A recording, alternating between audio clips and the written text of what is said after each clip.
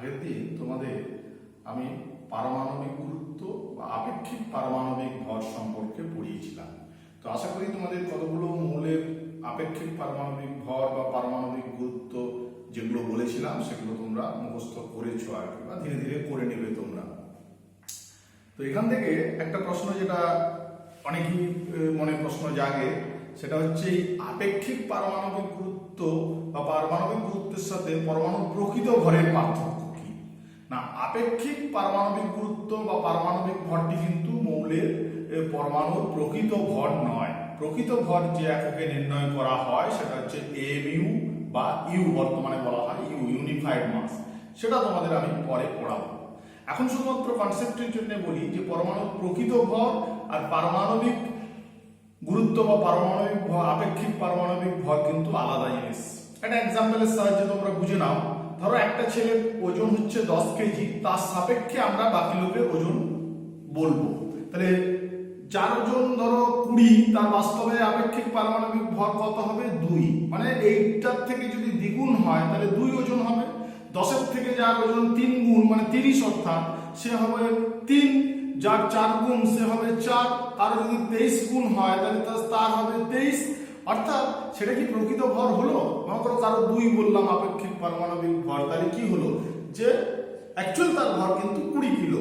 তাহলে প্রকৃত ভর আর আপেক্ষিক ভরের মধ্যে এটাই ডিফারেন্স। অর্থাৎ প্রকৃত ভরের সাথে সামথিং একটা গুণ করতে হবে। সেই সামথিংটা কি? এক্ষেত্রে 10।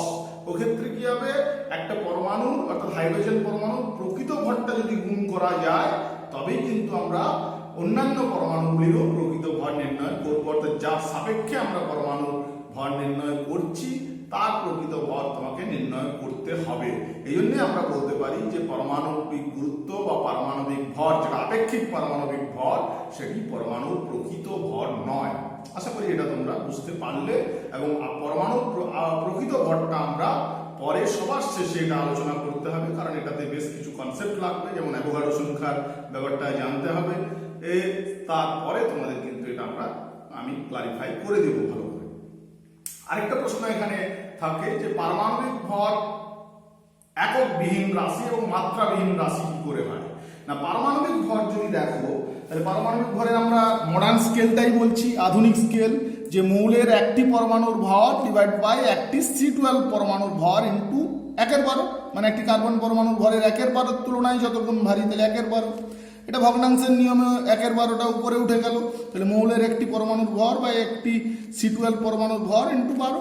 তাহলে পারমাণবিক ভর দেখো দুটো ভরের অনুপাত।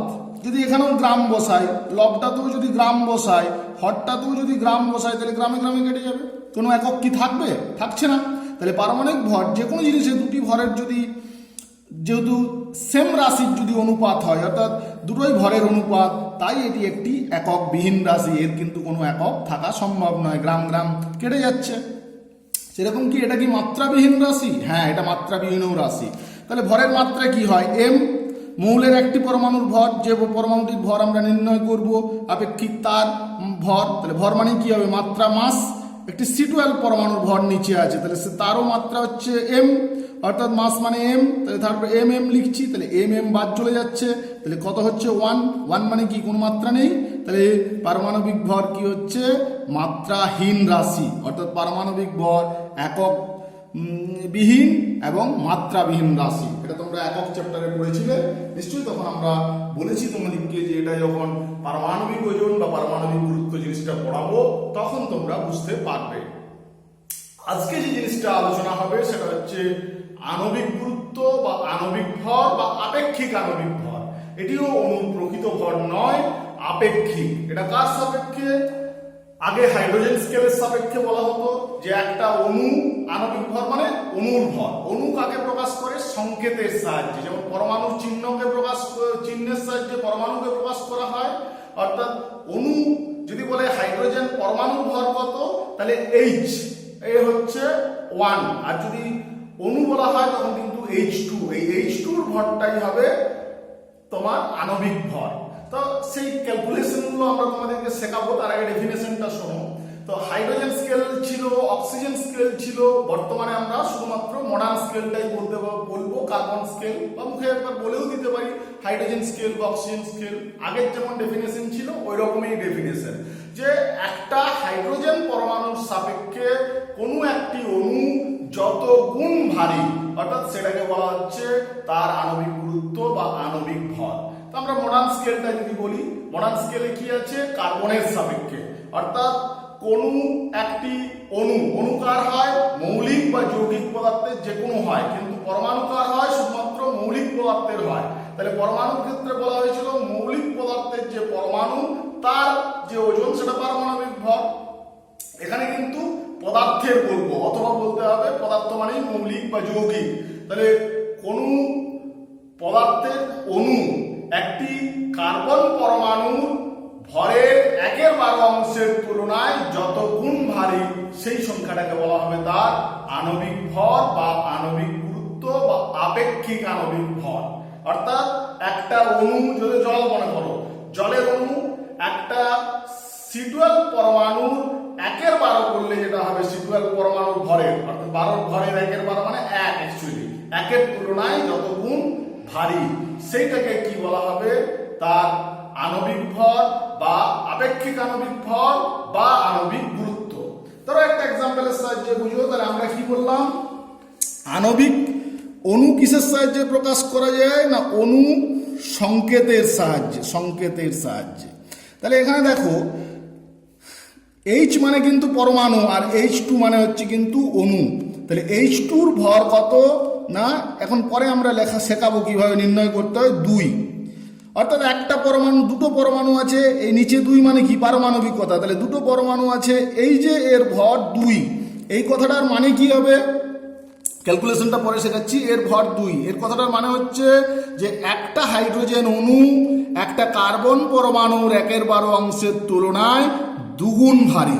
মনে করো জলের সংকেত হচ্ছে H2O, জলের অণু মানে হচ্ছে H2O, এর ভর আমরা ক্যালকুলেশন শেখাবো, এখন শুধুমাত্র লিখছি ডাটাটা 18। এই কথাটার মানে কি না, একটা জলের অণু কার্বনের পরমাণুর 1/12 অংশের তুলনায় 18 গুণ ভারী। কার্বন পরমাণুর 1/12 অংশের তুলনায় একটা জলের অণু কত গুণ ভারী, 18 গুণ ভারী। যদি অ্যামোনিয়ার ভর ক্যালকুলেশন করলে যেটা আসবে সেটা হচ্ছে 17। হিসাবটা তোমাদের পরে শেখাচ্ছি। এই কথাটার অর্থ কি, যে অ্যামোনিয়ার আণবিক ভর 17, কথাটার অর্থ কি না, অ্যামোনিয়ার একটা অণু একটি C12 অর্থাৎ কার্বন পরমাণুর 12 ভরের কার্বন পরমাণুর 1/12 অংশের তুলনায় 17 গুণ ভারী। সেরকম যদি আমরা H2SO4 এর আণবিক গুরুত্ব নির্ণয় করি, অর্থাৎ আণবিক ভর, সেটা আসে 98। এই কথাটার মানে কি না, একটা H2SO4 এর অণু একটি C12 কার্বন পরমাণুর 1/12 অংশের তুলনায় 98 গুণ ভারী। এইগুলো হচ্ছে আণবিক ভর বা আণবিক গুরুত্বের ডেফিনেশন। এরপরে যেটা মূল বিষয় হচ্ছে, ডেফিনেশন তো শিখলাম আমরা, আণবিক ভর বা আণবিক গুরুত্ব নির্ণয়ের পদ্ধতি আছে। 2 রকম পদ্ধতি, এবং এই নির্ণয়গুলো করার সময় তোমাদের কিন্তু আগের দিন যে তথ্যগুলো লিখিয়ে দিয়েছিলাম, যে পারমাণবিক ভর বা পারমাণবিক গুরুত্ব, সেটি কিন্তু তোমাদের ভালো করে মনে রাখতে হবে। একদিনে না হলেও ধীরে ধীরে কয়েকদিনের মধ্যে ওটা প্র্যাকটিস করে নিতে হবে, তবেই তোমরা আণবিক ভর নির্ণয় করতে পারবে। এবারে দেখো ক্যালকুলেশনের নিয়ম কি না, পারমাণবিক ভর যেমন শুধু পরমাণু, তার মানে মৌলিক পদার্থের, কিন্তু আণবিক ভর অণু মানে কি, যে অণু কি হয়, কতগুলো পরমাণু নিয়ে গঠিত হয়। অণু মৌলিক বা যৌগিক পদার্থের ক্ষুদ্রতম কণা, যে স্বাধীনভাবে বিচরণ করতে পারে। আর পরমাণু ডেফিনেশন তোমরা জানো, পরমাণু হচ্ছে মৌলিক বা শুধুমাত্র মৌলিক পদার্থের ক্ষুদ্রতম কণা, যা রাসায়নিক বিক্রিয়ায় অংশগ্রহণ করে। এই কথাটা শুধুমাত্র মনে রাখবে, যে চিহ্নের সাহায্যে পরমাণুকে সূচিত করা হয় আর সংকেতের সাহায্যে অণুকে সূচিত করা হয়।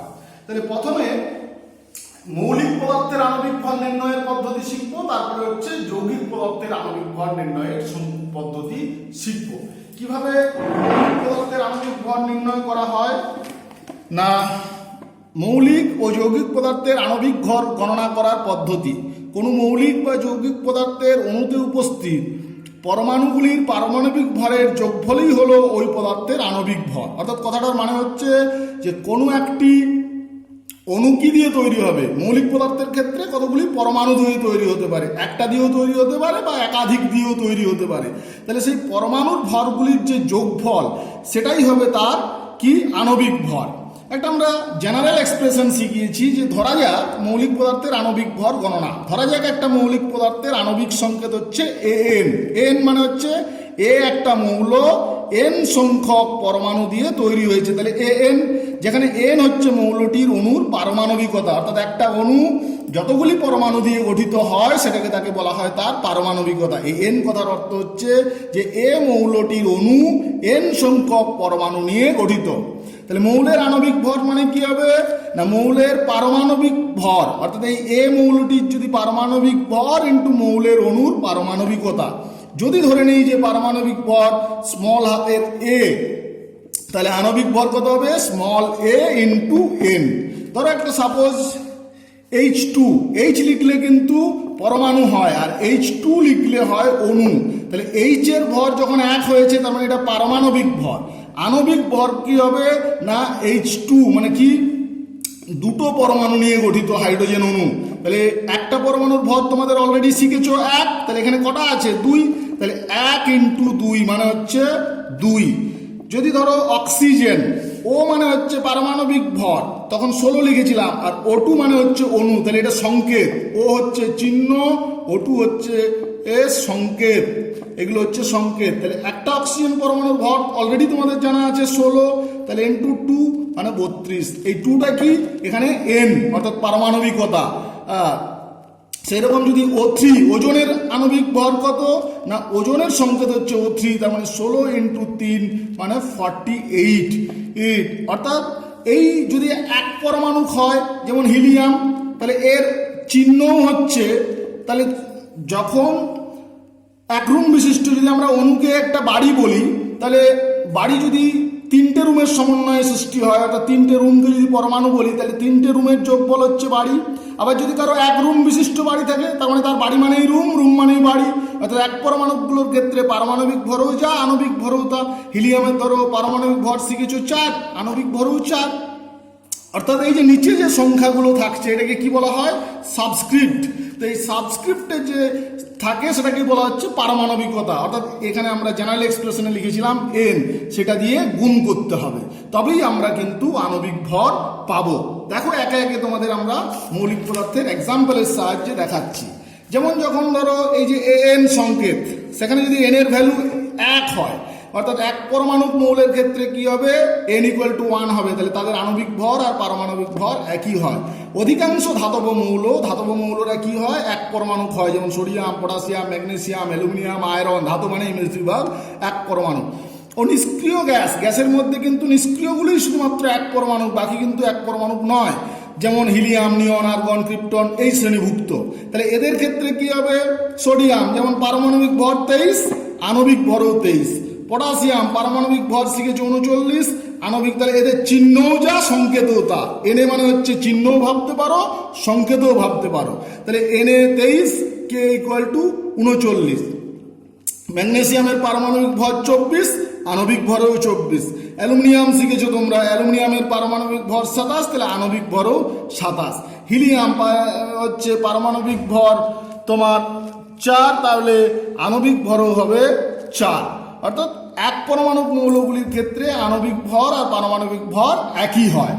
এবারে যদি দ্বিপরমাণু মৌল, কারা দ্বিপরমাণু হয় এটা আমাদের মনে রাখতে হবে। অর্থাৎ তাদের ক্ষেত্রে n = 2, অর্থাৎ একটা অণু দুটো পরমাণু দিয়ে গঠিত হবে, তাহলে আণবিক ভর কি হবে পারমাণবিক ভরের দ্বিগুণ হবে। যেমন অধিকাংশ গ্যাসীয় মৌল যেমন হাইড্রোজেন, নাইট্রোজেন, অক্সিজেন, ক্লোরিন, এদের কিন্তু পরমাণু অণুগুলি কি হয় দুটি পরমাণু দিয়ে গঠিত। তাহলে হাইড্রোজেনের আণবিক ভর কি হবে দুটি হাইড্রোজেন পরমাণু, এই যে 2 লেখা আছে, মানে তোমরা যখন নিশ্চয়ই সংকেত লিখতে শিখেছো তখন জানো এই 2 হচ্ছে সাবস্ক্রিপ্টে এসছে। অর্থাৎ এই ভর কত হবে পরমাণুর একটার ভর কত 1, একটা হাইড্রোজেনের দুটো আছে, তাহলে 1 × 2 মানে 2 গ্রাম। গ্রামকে যদি গ্রাম আণবিক ভর লিখছি না, শুধু পারমাণবিক ভর 2 হচ্ছে। এবারে নাইট্রোজেনের আণবিক ভর কত হবে না, নাইট্রোজেনের একটা পরমাণুর ভর তোমরা নিশ্চয়ই পড়ে রেখেছো 14, নাহলে পড়ে নেবে ভালো করে, তাহলে 14 × 2 তাহলে 28। অক্সিজেনের কত হবে আণবিক ভর, এগুলোর কিন্তু পারমাণবিক ভর ছিল 1, কারণ একটা পরমাণুর 1, এটা 14। এগুলো একটু গুলিয়ে যায়।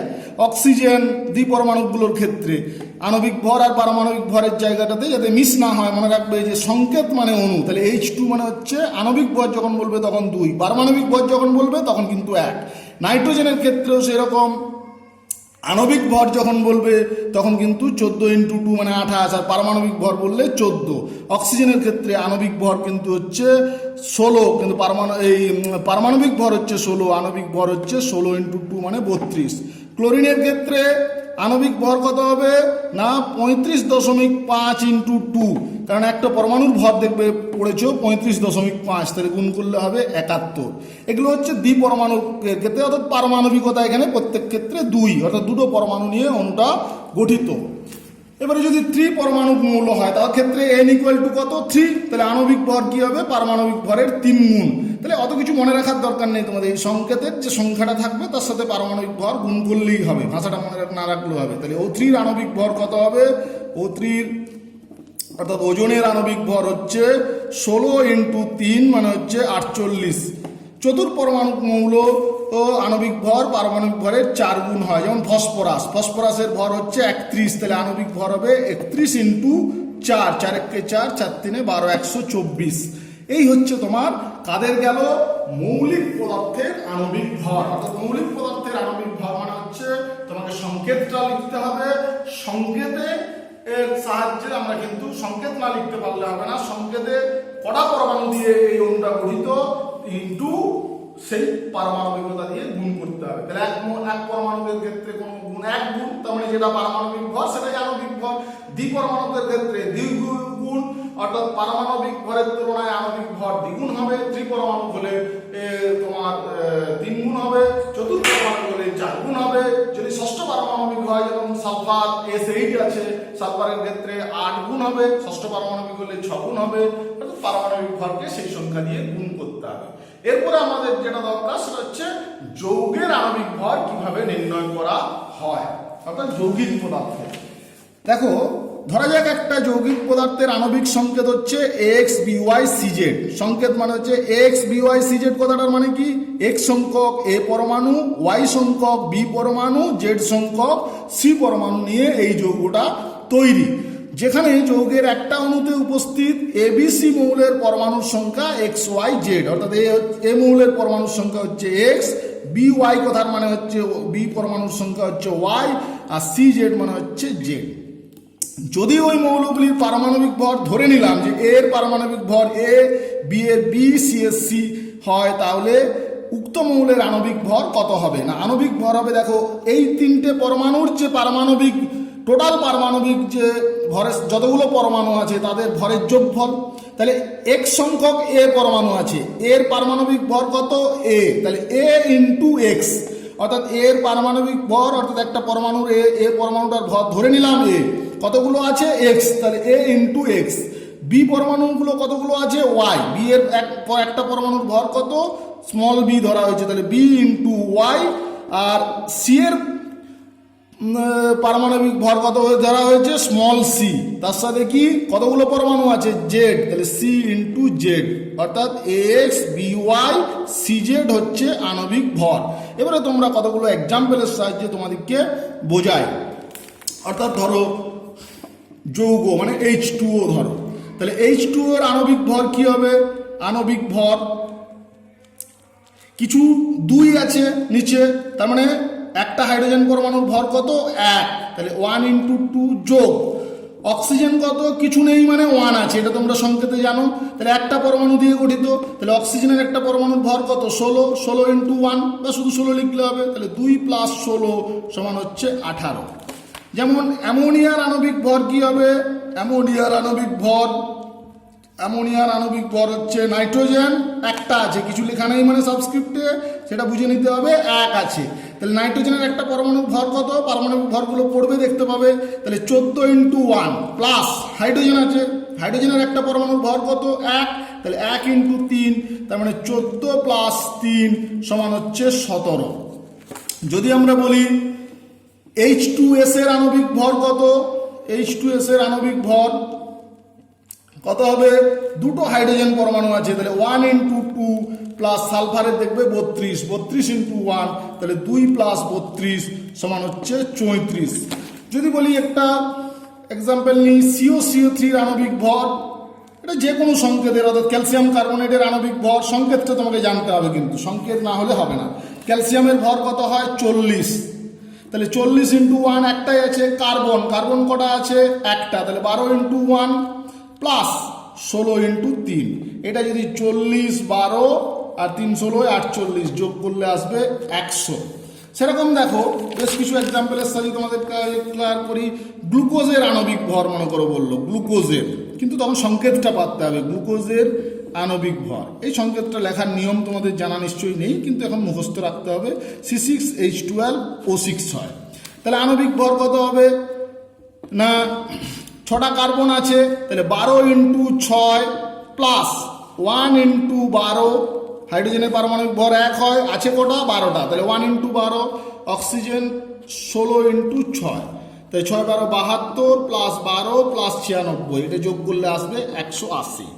সেরকম যদি HNO3 আণবিক ভর বলা হয় তাহলে কত আসবে, আর ভর কথাটা লিখছি না, এরো চিহ্ন দিয়ে দেখাচ্ছি। তাহলে হাইড্রোজেন একটা আছে 1 প্লাস নাইট্রোজেন কটা একটা, তাহলে 14 ইন্টু 1 তো গুণ করলে একই আসে, 16 ইন্টু 3, তাহলে এটা আসছে 1 প্লাস 14 প্লাস 3 16 48, 8 4 12 13 63। সেরকম H2SO4টা দেখবে লিখেছিলাম, H2SO4 এর আণবিক ভর কত 1 ইন্টু 2, সালফার একটাই আছে 32 ইন্টু 1 প্লাস 16 ইন্টু 4, এগুলো যোগ করলে আসবে 98। তাহলে এইভাবে আমাদের যৌগিক পদার্থের আণবিক ভর কিন্তু আমরা সংকেতটা লিখতে পারলেই পারবো। আর যে সমস্ত ক্ষেত্রে তোমার আমাদের যেগুলো দরকার সেগুলো কিন্তু আমরা শিখিয়ে দিয়েছি, পারমাণবিক ভর লিখিয়ে দিয়েছি। যদি একটা Fe3O4 বলি তাহলে কি হবে, আয়রনের 56, তাহলে 56 ইন্টু 3 প্লাস 16 ইন্টু 4, এটা যোগ করলে যা হবে। তাহলে তোমরা কতগুলো যৌগের হয়তো আণবিক ভর নির্ণয় করবে, নিজেরা প্র্যাকটিস করবে।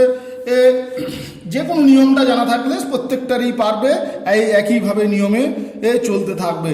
যেমন তোমরা একটা করবে কতগুলো চিনির সংকেতটা আমি লিখে দিচ্ছি, C12H22O11, তারপরে মনে করো ক্যালসিয়াম সালফেট CaSO4 সংকেতেই লিখছি, HCl, তারপরে তোমার মানে হাইড্রোক্লোরিক অ্যাসিড, এই SO3, SO2, তারপরে হচ্ছে H2S, তারপরে ক্যালসিয়াম ক্লোরাইড, এদের আণবিক ভরটা তোমরা নির্ণয় করে আমাকে হোয়াটসঅ্যাপে পাঠাবে বা ওখানে কমেন্টে তোমরা দেখাবে যে ঠিক হলো কি না, তাহলে বুঝতে পারবো যে তোমরা কীরকম শিখতে পেরেছো। এরপরে আমরা যে জিনিসটা শেখাবো সেটা হচ্ছে গ্রাম আণবিক ভর। ওটা গ্রাম পারমাণবিক ভরের মতোই, এটা কিছুই নয় যে আণবিক ভরের কোনো একক থাকে না। কেন, আণবিক ভর হচ্ছে একটা মৌলের অণুর ভর ডিভাইড বাই একটি C12 পরমাণুর 1/12 অংশের ভর। তাহলে উপরেও ভর নিচেও ভর, তাহলে গ্রাম কেটে যাবে, যদি গ্রাম লিখি তাহলে এটা মাত্রাহীন এককহীন রাশি। তাহলে উপরেরও ভরের একক মাত্রা হচ্ছে m, নিচেও ভরের এক মাত্রা হচ্ছে m ফর মাস, দুটোই কেটে যাবে। তাহলে এটা কিন্তু আণবিক গুরুত্ব হচ্ছে মাত্রাহীন এককহীন রাশি। এটিও কিন্তু অণুর প্রকৃত ভর নয়, এটা হচ্ছে আপেক্ষিক ভর। অর্থাৎ এটি কি না অণুর প্রকৃত ভর নয়, এর সাথে একটা সামথিং গুণ করতে হবে, অর্থাৎ কার্বনের যে প্রকৃত ভরটা সেই প্রকৃত ভরটা গুণ করতে হবে, সেই গুণফল করার ফলে যে ভরটা আসবে সেটা হবে অণুর প্রকৃত আণবিক ভর। অর্থাৎ এটা কিন্তু তার জন্য এটা আণবিক ভর না বলে সব থেকে ভালো বলা উচিত যে আপেক্ষিক আণবিক ভর, মানে কারো সাপেক্ষে আর কি, আপেক্ষিক আণবিক ভর। গ্রাম আণবিক ভর মানে কি না, আণবিক ভরকে কোনো একক নেই, কিন্তু আণবিক ভরের যদি একক গ্রাম লাগিয়ে দেওয়া হয় তাহলে তাকে বলা হচ্ছে গ্রাম আণবিক ভর। যেমন ধরো এক্সাম্পলের সাহায্যে বুঝে নাও গ্রাম আণবিক ভর, যেমন জলের আণবিক ভর কত এলো 18, আর ক্যালকুলেশন দেখাচ্ছি না, গ্রাম এটা হচ্ছে আণবিক ভর বা আণবিক গুরুত্ব। আর গ্রাম আণবিক ভর কত হবে, গ্রাম আণবিক হবে, শুধুমাত্র গ্রামটা করে দেওয়া, জি মানে গ্রাম লিখছি আর কি সংক্ষেপে, তাহলে 18 গ্রাম। যদি অ্যামোনিয়া হয়, অ্যামোনিয়ার আণবিক ভর একটু আগেই করে দেখালাম 17, এবারে গ্রাম আণবিক ভর কত হবে 17 গ্রাম। H2SO4 মনে করো আণবিক ভর কত দেখালাম 98, গ্রাম আণবিক ভর মানে হচ্ছে 98 গ্রাম।